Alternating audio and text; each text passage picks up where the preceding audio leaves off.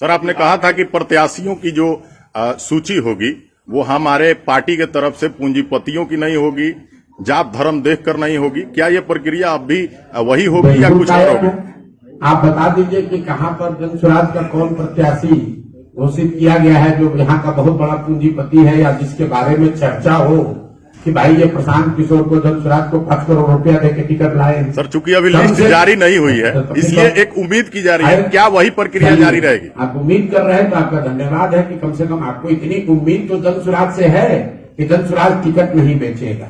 बिहार में लोगों को और कुछ समझ हो न हो, इतना विश्वास तो लोगों को जरूर है कि बिहार में किसी माई के लाल में इतना दम नहीं है कि प्रशांत किशोर का ईमान खरीद ले पैसे के बल पर। इतना बात तो सब लोग जानते हैं। तो भरोसा रखिए, जब टिकट बटेगा उसके बाद अगर कहीं आरोप लगा और आरोप में आपको कोई सच्चाई दिखी कि प्रशांत किशोर छोड़िए, जन स्वराज में भी किसी ने पैसा लेकर किसी को टिकट दिलवा दिया, ये आरोप अगर प्रूफ हो जाए, आप जिस दिन बता दीजिएगा उसी दिन राजनीति छोड़ देंगे।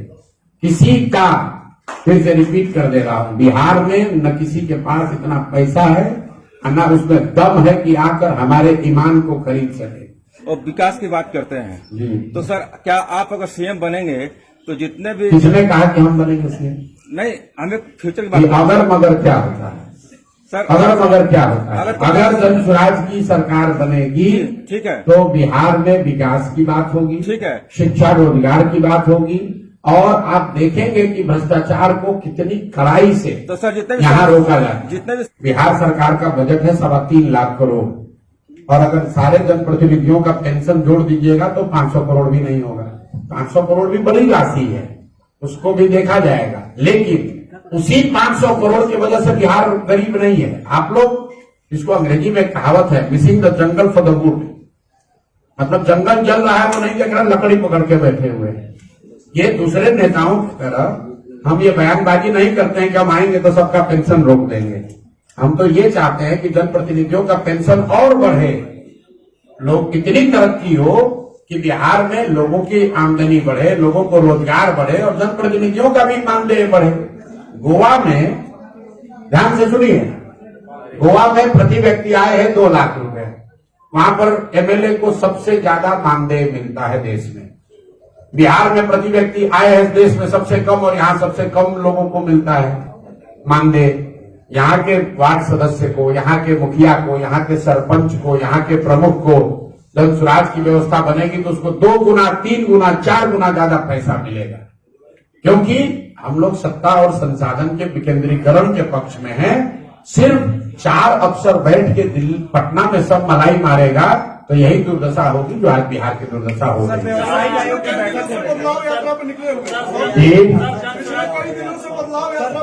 अरे एक ही आदमी कई को सवाल कीजिएगा। व्यवसायिक आयोग का गठन होगा। कितना आयोग बिहार में बना कि सरकार खुद ही भूल गई है कि कितना आयोग हम बनाए हैं और आयोग का काम क्या है। वैसा आयोग अपना छोड़ो यार, वैसा आयोग का गठन सबसे पत्रकारिता कर रहे हो। कम से कम 25 को आयोग में हम लोग खुद देखे कौन बनता है। आयोग किसलिए बनाया गया है? ये राजनीतिक एडजस्टमेंट के लिए किसी को आयोग का बना दिया। आरक्षित कोटे की बात हो रही थी सर, आरक्षित कोटे की बात हम लोगों ने सुनी है राजनीति में, लेकिन आरएसएस कोटे की अब चर्चा हो रही है। सर, क्या कोई आरएसएस कोटा भी होता है? मेरे भाई, मैंने बताया 2 दिन पहले पत्रकारों को कि हम लोग ये सुनते हैं कि नेता दल बदलता है, एक दल से दूसरे दल जाता है, लेकिन कुछ नेताओं ने उसके आगे का गुणागणित लगा लिया है। उसमें है एक अशोक चौधरी, ये सर्वदलीय नेता है। ऐसा मैंने दक्षिण के राज्यों में देखा। आपको बता देता हूं, आप लोग दक्षिण के राजनीति इतना क्लोज से नहीं जानते होंगे।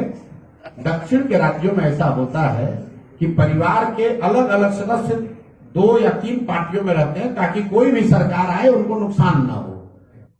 जहां कोटा है वहां कोटा ले लिए, जहां कोटा नहीं है तो पैसा देके खरीद लिए।